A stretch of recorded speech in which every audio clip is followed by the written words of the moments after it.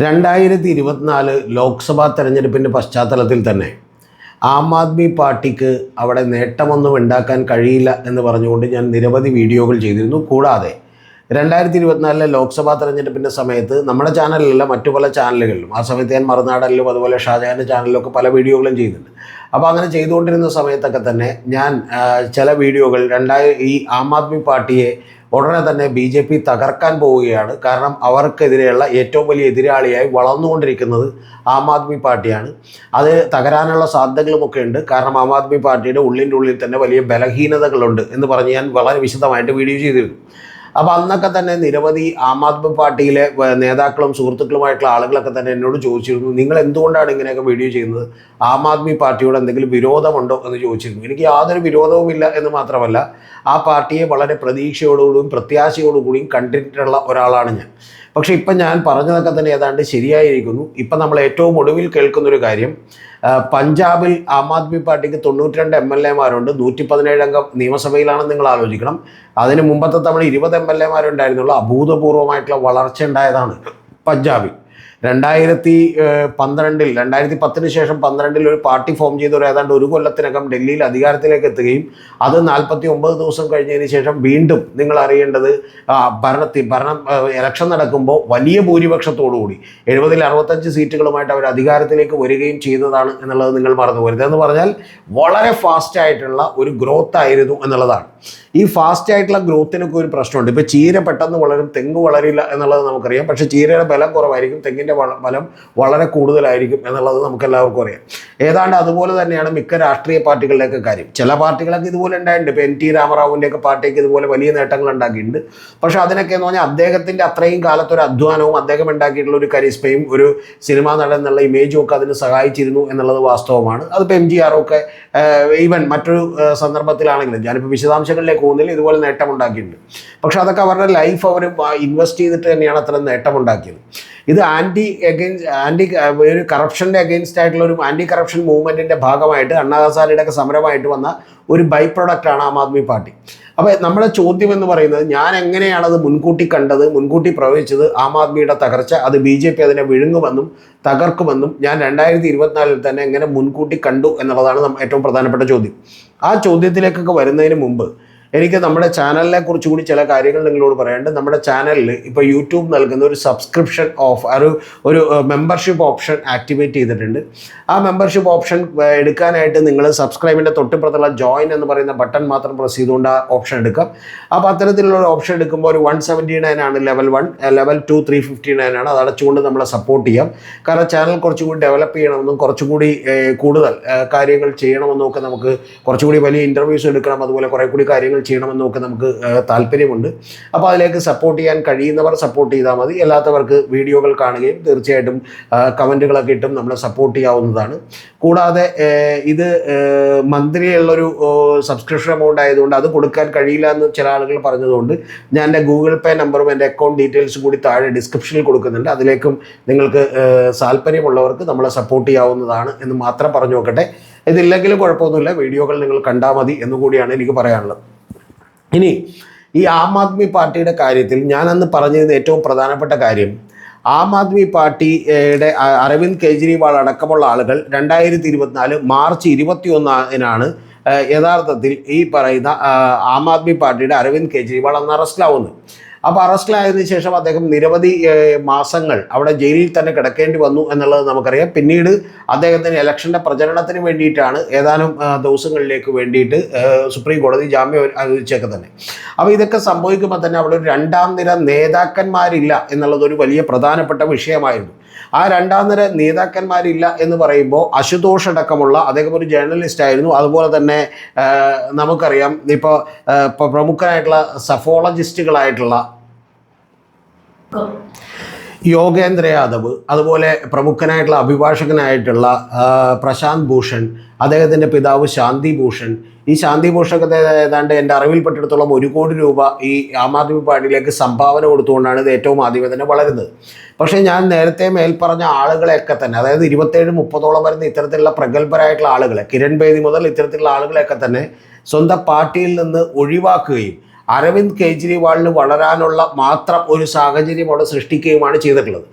അതുകൊണ്ട് തന്നെ സാധാരണ നിങ്ങൾ അറിയേണ്ടത്, ഇപ്പോൾ ഏതെങ്കിലും നേതാക്കന്മാർ, രാഷ്ട്രീയ നേതാക്കന്മാർ ജയിലിൽ പോയാൽ പലപ്പോഴും അതവർക്ക് വലിയ ഗുണമാണ് രാഷ്ട്രീയമായിട്ടുണ്ടാക്കുക. കാരണം പുറമേ നിന്നുള്ള രണ്ടാം നിര നേതാക്കന്മാരൊക്കെ തന്നെ ആക്റ്റീവ് ആവുകയും സ്വന്തം നേതാവ് ജയിലിൽ കിടക്കുന്നതിന് ഒരു സിമ്പതി പിടിച്ചു പറ്റുകയും ഒക്കെയാണ് ചെയ്യുക. പക്ഷേ ഇത് അങ്ങനെ ഉണ്ടായില്ല എന്നുള്ളത് മാത്രമല്ല, ആം ആദ്മിയുടെ പ്രവർത്തനമൊക്കെ ഏതാണ്ട് നിലക്കുന്ന മട്ടിലേക്കായിപ്പോയി എന്നുള്ളതാണ് ഒന്നാമത്തെ കാര്യം. രണ്ടാമത്തെ കാര്യം എന്ന് പറയുന്നത്, ആം ആദ്മി പാർട്ടിക്ക് യാതൊരു വിധത്തിലുള്ള ഐഡിയോളജികളും ഉണ്ടായിരുന്നില്ല എന്നുള്ളതാണ്. അതുകൊണ്ട് തന്നെ ഒരു ആശയത്തിൻ്റെ പുറത്ത് വന്നിട്ടുള്ള ഒരു പാർട്ടിയല്ല ഇത്. പകരം ഒരു വെൽഫെയർ സ്കീംസ് നടപ്പിലാക്കുക, ഗുഡ് ഗവേണൻസ് നടപ്പിലാക്കുക, അഴിമതി ഇല്ലാതാക്കുക എന്നൊക്കെയുള്ള പദ്ധതികൾ മാത്രമേ ഈ രാഷ്ട്രീയ പാർട്ടികൾക്ക് ഉണ്ടായിരുന്നുള്ളൂ. അതുകൊണ്ട് ഇപ്പോൾ CPM പോലെയോ അല്ലെങ്കിൽ കോൺഗ്രസിനെ പോലെയോ മറ്റേതെങ്കിലും പാർട്ടികളെ പോലെയോ അവരെ ആ പാർട്ടിയിൽ പിടിച്ചു നിർത്താൻ പ്രേരിപ്പിക്കുന്നത് എന്ത് എന്ന് ചോദിക്കുമ്പോഴുള്ള ഒരു ഐഡിയോളജിയുടെ വലിയൊരു വാക്വം സ്പേസ് അവിടെ ഉണ്ടായിരുന്നു എന്നുള്ളതൊരു വാസ്തവമാണ്. അപ്പോൾ ആ ഐഡിയോളജിയുടെ വാക്വം സ്പേസ് ഉള്ളതോടൊപ്പം തന്നെ ഈ വെൽഫെയർ സ്കീംസിനൊക്കെ ഒരു വലിയ കുഴപ്പവും കൂടിയുണ്ട്. ആ കുഴപ്പം എന്താണെന്ന് വെച്ചിട്ടുണ്ടെങ്കിൽ, ഒരു 5 കൊല്ലം ഒരാൾക്കൊരു കാര്യം നമ്മൾ ഫ്രീ ആയിട്ട് കൊടുക്കുന്നു എന്ന് പറയുമ്പോൾ അത് ആദ്യത്തെ മാസങ്ങളിൽ അവർക്ക് വലിയ താല്പര്യം ഉണ്ടാവുകയും പിന്നീട് പതുക്കെ അത് ആളുകളുടെ ഒരു അവകാശമായി തീരുകയും ചെയ്യും എന്നുള്ളതാണ് യാഥാർത്ഥ്യം. അപ്പോൾ അതിനവർക്ക് വലിയ പുതുമയൊന്നും ഉണ്ടാവില്ല. അടുത്ത ഗവൺമെൻറ് വന്നാലും ഞങ്ങൾ ഇതൊക്കെ തന്നെ കണ്ടിന്യൂ ചെയ്യാം എന്ന് പറഞ്ഞാൽ ജനത്തിന് വലിയ കുഴപ്പമൊന്നും തോന്നില്ല. അപ്പോൾ അത്തരത്തിൽ അങ്ങനെ പുതുമകളില്ലാത്ത ഒരു കാര്യം, നമ്മളിപ്പോൾ ഒരാൾക്ക് 2000 രൂപ കൊടുത്തുകൊണ്ടിരുന്ന 2 കൊല്ലം കഴിയുമ്പോൾ നമ്മൾ 2000 രൂപ ഫ്രീ ആയിട്ട് കൊടുക്കുകയാണ് എന്നുള്ളത് അവർ മറന്നു പോവുകയും അല്ലെങ്കിൽ അതിനോട് അവർക്ക് വലിയ നന്ദിയൊന്നും ഉണ്ടാകാതിരിക്കുകയും പകരം അതൊരു അവകാശമായി ആളുകൾക്ക് തോന്നുകയും ചെയ്യും എന്നുള്ളതാണ് യാഥാർത്ഥ്യം. അപ്പോൾ അതുകൊണ്ട് തന്നെ അത്തരത്തിലുള്ള ഒരു ഫീലിലേക്ക് ജനങ്ങളുമൊക്കെ തന്നെ പതുക്കെ എത്തിച്ചേർന്നു. അപ്പോൾ BJP ഇതിനെക്കുറിച്ച് വളരെ വിശദമായിട്ടുള്ള പഠനം നടത്തിയിരിക്കുകയായിരുന്നു. അതുകൊണ്ട് BJP ചെയ്ത ആദ്യത്തെ കാര്യം, മദ്യനയ അഴിമതി കേസിൽ പെടുത്തിയിട്ട് അരവിന്ദ് കെജ്രിവാളിൻ്റെ അഴിമതി വിരുദ്ധ പ്രതിച്ഛായ ആകെ തന്നെ തകരാറിലാക്കി എന്നുള്ളതാണ്. അതോടൊപ്പം തന്നെ മനീഷ് സിസോദിയെയും സഞ്ജയ് സിംഗിനെയും ഒക്കെ തന്നെ ഈ പറഞ്ഞതുപോലെ ജയിലിൽ അടച്ചുകൊണ്ട് ഈ പാർട്ടി മൊത്തം തന്നെ ഇങ്ങനെയാണ് എന്ന് പറയുന്ന ഒരു തോന്നലുണ്ടാക്കി. ആ തോന്നലുണ്ടാക്കിയതിന് ശേഷം യഥാർത്ഥത്തിൽ ഈ ജയിലിലടക്കുമ്പോൾ രണ്ടാം നിര നേതാക്കന്മാരില്ലാത്തതുകൊണ്ട് പാർട്ടി പ്രവർത്തനം നിർജ്ജീവമാകുകയും ഇദ്ദേഹത്തിനോടുള്ള ഒരു അനുകമ്പ ജനത്തിന് ഇല്ലാതായി തീരുകയും ചെയ്തു എന്നുള്ളത് നമുക്കറിയാം. അതുകൊണ്ട് തന്നെയാണ് കഴിഞ്ഞ ഡൽഹി തെരഞ്ഞെടുപ്പിൽ അദ്ദേഹം പരാജയപ്പെട്ടത്. അപ്പോൾ ഇത്തരത്തിൽ ഒരു ഐഡിയോളജിക്കൽ ബേസ് ഇല്ല, രണ്ടാം കിട നേതാക്കന്മാരില്ല, കൂടാതെ പാർട്ടിയുടെ സ്ട്രക്ചർ പ്രോപ്പറില്ല, പാർട്ടിയിൽ ഉണ്ടായിരുന്നിട്ടുള്ള ഇത്തരത്തിലുള്ളൊരു പോരാട്ടവുമായി മുന്നോട്ട് പോകാൻ കഴിയുന്ന യോഗേന്ദ്ര യാദവിനെ പോലുള്ള നിരവധി ആളുകളെ പാർട്ടിക്ക് പിടിച്ച് പുറത്താക്കുകയും ചെയ്തു എന്നുള്ളതാണ് വാസ്തവം. അപ്പോൾ ഇത്രയും കാര്യങ്ങളൊക്കെ തന്നെ ചെയ്തുകൊണ്ട് ഗ്രാജ്വലി ഓരോരോ ഘട്ടങ്ങളായിട്ട് അതിലുള്ള ഓരോ നേതാക്കന്മാരെയും പർച്ചേസ് ചെയ്യാനും ഒരുപക്ഷെ അന്വേഷണ ഏജൻസികൾ ഉപയോഗിച്ചുകൊണ്ട് സമ്മർദ്ദത്തിലാക്കാനും അവരെയൊക്കെ തന്നെ പിടിച്ചെടുക്കാനും BJPക്ക് കഴിയും എന്നുള്ളത് ഞാൻ നേരത്തെ തന്നെ കണക്ക് കൂട്ടിയിട്ടുള്ള ഒരു കാര്യമാണ് ഒന്ന്. ഇനി ഇതിലേക്ക് എങ്ങനെയാണ് നയിച്ചത്, എന്തുകൊണ്ടാണ് BJP ഇത്ര വലിയൊരു എതിരാളിയായിട്ട് ആം ആദ്മി പാർട്ടിനെ കണ്ടത് എന്നുള്ള ഒരു പ്രധാനപ്പെട്ട വിഷയമാണ്. അതിൻ്റെ കാരണം ഞാൻ പറഞ്ഞു, യഥാർത്ഥത്തിൽ വിത്ത് വിതയ്ക്കുകയും മുളപ്പിക്കുകയും ഒക്കെ ചെയ്യുന്നത് BJP ആണ്. അവരൊരു ഹിന്ദുത്വ രാഷ്ട്രീയത്തിൻ്റെ വിത്തുകൾ വിതറുകയും അത് വെള്ളമൊഴിച്ച് മുളപ്പിക്കുകയും ഒക്കെ ചെയ്തതിന് ശേഷം അതിൻ്റെ ഫലം കൊയ്യാൻ വേണ്ടി വരുന്ന ഒരാളായി അരവിന്ദ് കെജ്രിവാൾ മാറിയിരുന്നു. എന്ന് പറഞ്ഞാൽ അദ്ദേഹം നേരത്തെ അയോധ്യ രാമക്ഷേത്രം ഞങ്ങളാണ് പണിതത് എന്ന് BJP പറയുമ്പോൾ, ഞാൻ നിങ്ങളെ അവിടേക്ക് ടൂറ് കൊണ്ടുപോകാം, 60 വയസ്സ് കഴിഞ്ഞ ആളുകളെ സൗജന്യമായിട്ട് ഗവൺമെൻറ് ചെലവിൽ ടൂറ് കൊണ്ടുപോകാം എന്ന് പറയുന്ന ഒരാളായി അരവിന്ദ് കെജ്രിവാൾ മാറി. കൂടാതെ ഇന്ത്യൻ നോട്ടുകളിൽ സരസ്വതിയുടെയും ലക്ഷ്മിയുടെയും ഒക്കെ തന്നെ ഫോട്ടോകൾ വെക്കണമെന്ന് പറയുന്ന ഒരാളായി അരവിന്ദ് കെജ്രിവാൾ മാറി. അപ്പോൾ അദ്ദേഹത്തിന് കുറേ കൂടി ആക്സെപ്റ്റൻസ് കിട്ടി. ഇപ്പോൾ അയോധ്യയിൽ രാമക്ഷേത്രം പണിത് BJP ആണെങ്കിൽ അത് നല്ലത് എന്ന് നമ്മൾ ചിലപ്പോൾ ഹിന്ദുക്കൾ വലിയ വിശ്വാസമുള്ള ആളുകളൊക്കെ വിചാരിക്കും നല്ലത് എന്ന് വിചാരിക്കും. പക്ഷേ പ്രധാനപ്പെട്ട ഒരു കാര്യം, അതിനേക്കാൾ നമുക്ക് അറ്റാച്ച്മെൻറ്റ് തോന്നുക നമ്മളെ അവിടേക്ക് കൊണ്ടുപോകുന്ന ഫുൾ ചിലവ് കൊടുത്ത് കൊണ്ടുപോകുന്ന ആൾക്കായിരിക്കും.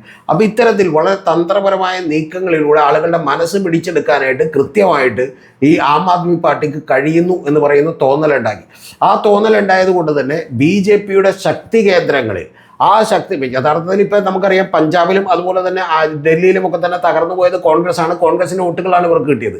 പക്ഷേ BJPയുടെ ശക്തി കേന്ദ്രങ്ങളിലേക്ക് കൂടി ഇവർ പടർന്നു കയറുന്നു എന്ന് പറയുന്ന തോന്നലുണ്ടായി. ആ തോന്നൽ ഏറ്റവും കൂടുതലുണ്ടായത് 10%-ലധികം 12% വോട്ടുള്ള ഈ പറഞ്ഞ ഗുജറാത്തിലേക്ക് അവർ അതുപോലെ കടന്നു കയറുകയും ഗുജറാത്തിൽ ഈ പറയുന്ന നരേന്ദ്രമോദിയുടെയും അതുപോലെ തന്നെ BJPയുടെ ഒക്കെ തന്ത്രങ്ങൾക്ക് കൃത്യമായി മറുതന്ത്രം പണിയാൻ കഴിയുന്ന ഒരു പാർട്ടിയായി ഇവർ മാറുകയും ചെയ്തു. ഉദാഹരണം പറഞ്ഞിട്ടുണ്ടെങ്കിൽ കഴിഞ്ഞ തവണ കഴിഞ്ഞതിന് മുമ്പത്തെ തവണ ഏറ്റവും കൂടുതൽ പരസ്യത്തിന് വേണ്ടി പണം മുടക്കിയത് ആം ആദ്മി പാർട്ടിയാണ്. അത് 480 കോടി രൂപയായിരുന്നു.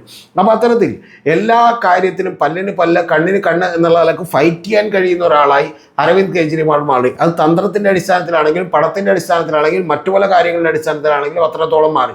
അപ്പോൾ അങ്ങനെ മാറിക്കൊണ്ട് മറ്റ് സ്റ്റേറ്റുകളിലേക്ക് കൂടി പടന്നു കയറാൻ, ഹരിയാനയിലൊക്കെ തന്നെ 2-3% വോട്ടുകൾ ഉണ്ടാകുന്ന ഒരു പാർട്ടിയായി മാറാൻ, ഒരു 90 സീറ്റുകളിൽ ഒരു 10-15 സീറ്റുകളിലെങ്കിലും ആരെ ജയിപ്പിക്കണമെന്ന് പറയുന്നത് നിർണായക കക്ഷിയായി മാറാനൊക്കെ തന്നെ ആം ആദ്മി പാർട്ടിക്ക് കഴിഞ്ഞിരുന്നു എന്നുള്ളതാണ് വാസ്തവം. അപ്പോൾ ഇതിങ്ങനെ വിട്ടുകൊടുത്തുകൊണ്ട് പോയാൽ യഥാർത്ഥത്തിൽ തങ്ങളുടെ ഭൂമികയിൽ, അതായത് ഒരു ഹിന്ദുത്വ ഐഡിയോളജിയുടെ ഭൂമികളിൽ തന്നെ വലിയ വിളവെടുക്കാൻ കഴിയുന്ന ഒരു പാർട്ടിയായി മാറും. അത് തങ്ങളുടെ ഒരു രാഷ്ട്രീയ അസ്തിത്വത്തിന് തന്നെ വലിയ പ്രശ്നമാകും എന്ന് പറയുന്ന തോന്നൽ യഥാർത്ഥത്തിൽ BJPക്ക് ഉണ്ടായി. ഇതിനിടയിൽ പറയട്ടെ, BJP ഒരു ഘട്ടത്തിൽ ഇതൊരു രബഡ പൊളിറ്റിക്സ് ആണെന്നും ഇത് ഈ പറയുന്ന പോലെ ആളുകൾക്ക് വെൽഫെയർ പൊളിറ്റിക്സിനെതിരെയും ഒക്കെ സംസാരിച്ചു നോക്കി. പക്ഷെ വലിയ തിരിച്ചടിയാണ് BJP നേരിട്ടത്. അതുകൊണ്ട് BJPയും ഏറ്റവും ഒടുവിൽ ഇത്തരത്തിലുള്ള പൊളിറ്റിക്സ്, വെൽഫെയർ പൊളിറ്റിക്സിലേക്കും ആളുകൾക്ക് ആനുകൂല്യങ്ങൾ കൊടുക്കേണ്ട പൊളിറ്റിക്സിലേക്കും ഒക്കെ വന്നു എന്ന് നിങ്ങൾ മനസ്സിലാക്കണം. അതുകൊണ്ട് വളരെ സൂക്ഷ്മമായിട്ടുള്ള ഒരു നീക്കങ്ങളിലൂടെയാണ് ഡൽഹി പിടിച്ചടക്കിയത് എന്നുള്ളത് നിങ്ങൾ മറന്നു പോകരുത്. ഞാൻ അതിനെക്കുറിച്ച് വളരെ വിശദമായിട്ട് വീഡിയോ ചെയ്തിട്ടുള്ളതുകൊണ്ട് ഞാനിപ്പോൾ അതിൻ്റെ കൂടുതൽ ഡീറ്റെയിൽസിലേക്ക് കിടക്കുന്നില്ല. അപ്പോൾ ഒരു ഉദാഹരണം മാത്രം പറഞ്ഞാൽ 15,000 പേർ മാത്രം ഡൽഹിയിലുള്ള വാൽമീകി സമുദായത്തിന് വേണ്ടി ഒരു മുഖ്യമന്ത്രി, അവരുടെ നേതൃത്വത്തിലുള്ള ഒരു മുഖ്യമന്ത്രിയെ തന്നെ, ബിപ്ലവ് ദേവിനെ തന്നെ ചാർജ് ഏൽപ്പിക്കുകയും ആ സമുദായവുമായി നിരന്തരം ഇടപെടാൻ വേണ്ടി തയ്യാറാവുകയും ചെയ്തു എന്നുള്ളത് നിങ്ങൾ മനസ്സിലാക്കണം ഡൽഹി തെരഞ്ഞെടുപ്പിൽ. അതുപോലെ 50,000-ലധികം വരുന്ന ഡ്രോയിങ് റൂം മീറ്റിങ്ങുകൾ നടത്തിക്കൊണ്ട് അവിടെ കുടിവെള്ളം, മലിനമായിട്ടുള്ള കുടിവെള്ളമാണ് കിട്ടുന്നത് എന്ന് പറയുന്ന വലിയ പ്രചരണം RSS ഒരുക്കിയിരുന്നു എന്നുള്ളത് മറന്നുപോകരുത്. അപ്പോൾ ഇത്തരത്തിൽ ഇവരുടെ അടിവേറിറക്കാൻ പോകുന്ന ഒരു പരിപാടി BJP പ്ലാൻ ചെയ്തിരുന്നു എന്നുള്ളത് 2 കൊല്ലം മുമ്പ് 3 കൊല്ലം മുമ്പ് നമുക്ക് കൃത്യമായി അറിയാവുന്ന, മനസ്സിലാക്കാവുന്ന കാര്യമാണ്. പക്ഷെ അതിനെ പ്രതിരോധിക്കാൻ ഒന്നും കഴിഞ്ഞില്ല, ഒന്നും ചെയ്തില്ല അരവിന്ദ് കെജ്രിവാളിന്. കാരണം അദ്ദേഹം കേസിലും പ്രശ്നങ്ങളിലും ഒക്കെ പെട്ട് വലിയ തലവേദന എടുത്ത് നിൽക്കായിരുന്നു. ഏറ്റവും ഒടുവിൽ നിങ്ങൾ അറിയേണ്ടത് ആ കേസ് തന്നെ കുക്കടപ്പായിട്ടുള്ള, അത് തന്നെ ഈ പറഞ്ഞ പോലെ പ്രത്യേകം തയ്യാറാക്കപ്പെട്ട ഗൂഢാലോചനയുടെ ഫലമായി രൂപീകരിക്കപ്പെട്ട ഒരു കേസാണെന്ന് പറഞ്ഞുകൊണ്ട് അദ്ദേഹത്തെ കുറ്റവിമുക്തനാക്കി എന്നുള്ളത് നമുക്കറിയാം. പക്ഷേ ആ സമയ പീരീഡിനകം തന്നെ ഈ പാർട്ടിയെ തകർക്കാൻ കഴിയും എന്നും തിരിച്ചു വരാൻ കഴിയാത്ത വിധം, തലപൊക്കാൻ കഴിയാത്ത വിധമുള്ള അടികൾ കൊടുക്കാൻ കഴിയുമെന്നും മനസ്സിലാക്കി വളരെ ഷൂഡായിട്ടുള്ള, വളരെ പറഞ്ഞ മെറ്റിക്കുലസ് ആയിട്ടുള്ള പ്ലാനിങ്ങോടുകൂടി BJP നടത്തിയിട്ടുള്ള നീക്കങ്ങളുടെ ഏറ്റവും പരിണിത ഫലമാണ് പഞ്ചാബിൽ ശ്വാസമുണ്ടായിരുന്ന ആം ആദ്മി പാർട്ടിയും അവിടുത്തെ ഭഗവന്ത് സിംഗ് മാനൊന്നും ഇത് മനസ്സിലാക്കാനുള്ള യാതൊരു കഴിവില്ല. അതുകൊണ്ട് ഭഗവന്ത് സിംഗ് മാനെയും അടക്കം അവിടെ ഉണ്ടായിരുന്ന ഇതൊക്കെ മനസ്സിലാക്കാൻ കഴിയുന്ന സജീവ് ചദ്ദയെ പോലെയുള്ള ആളുകളടക്കമൊക്കെ തന്നെ സ്വന്തം ഭാഗത്തേക്ക് കൊണ്ടുവന്നുകൊണ്ട് യഥാർത്ഥത്തിൽ ഇനി BJP വെയിറ്റ് ചെയ്യുന്നത് 3-2 ഭൂരിപക്ഷത്തോടെ ഉള്ള അത്രയും MLA-മാരെ കൂടി കിട്ടിയാൽ ഇവരുടെ ഭാഗത്തേക്ക് മറിക്കാനാണ്. അവിടെ ഈ പറയുന്ന പോലെ സർക്കാർ ഉണ്ടാക്കാനാണ് BJP ശ്രമിക്കാൻ പോകുന്നത്.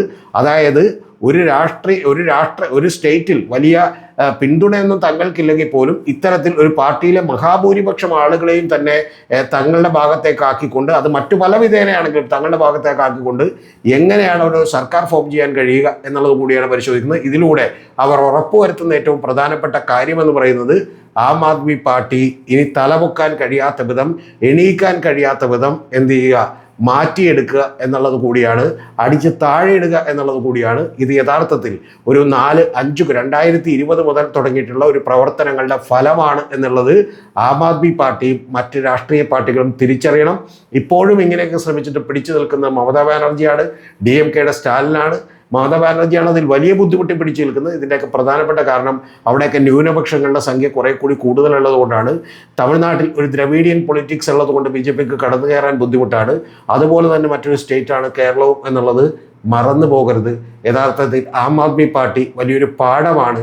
ഒരു മെറ്റിയോറിക് റൈസ് ഉണ്ടാവുകയും പെട്ടെന്ന് തന്നെ വീണു പോവുകയും ചെയ്യുന്ന ഒരാളുടെ ജീവിതത്തിൻ്റെ ഒരു ആയുഷ്കാലം കൊണ്ടൊരു പാർട്ടിയുടെ വളർച്ചയും തളർച്ചയും കാണാൻ കഴിയുന്ന അപൂർവം ചില അവസരങ്ങളാണ്. ബാക്കി എല്ലാ രാഷ്ട്രീയ പാർട്ടികളും വളരെ ദീർഘകാലമെടുത്ത് വളരുകയും ഏറ്റവും വളരെ പതുക്കെ തളരുകയുമാണ് ചെയ്യുന്നതെങ്കിൽ വലിയ ഉയർച്ചയ്ക്ക് അല്ലെങ്കിൽ ഫാസ്റ്റായിട്ടുള്ള ഗ്രോത്തിന് ഫാസ്റ്റായിട്ടുള്ള വീഴ്ചകൾ ഉണ്ടാകും എന്ന് കൂടി നമ്മളെ പഠിപ്പിക്കുന്ന ഒരു പാഠമാണിത്, ശ്രദ്ധിച്ചില്ലെങ്കിൽ.